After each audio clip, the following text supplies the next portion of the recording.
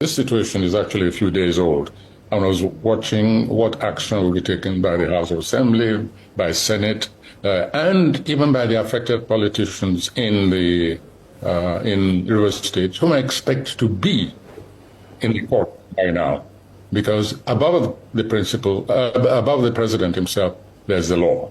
And I expect those who are affected to take the primary step. Let me confess that I was surprised at the ease with which this emergency law, that step, was applauded and passed. And then the critical question, even within the powers of a president on a democratic dispensation, there are areas of discretion. And you're quite right to point out this wholesale suspension of everything to government. I think that's an over excessive response within the rights and the powers. We're assuming now, let's say that the president is constitutionally right, but within its powers, there are also areas of discretion. And I think that the wholesale scuttling of the democratic existence in the rivers was excessive. I think it could have been managed much better, much more economically.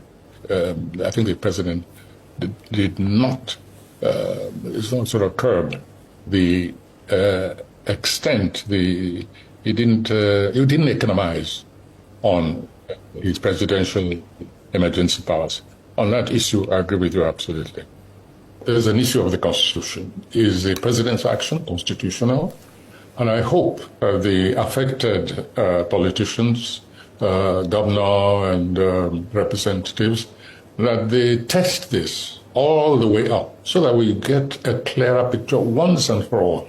Instead of running around in circles from regime to regime, it should be possible by now for one to be able to say confidently that this action is illegal, is unconstitutional, or otherwise.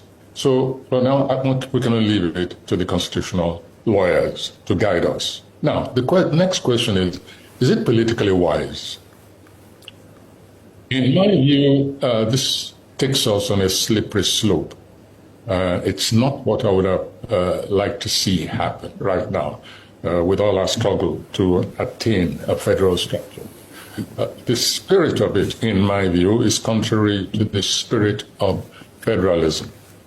Now, it's very carefully and deliberately, because this does not vitiate maybe the rightness of the action.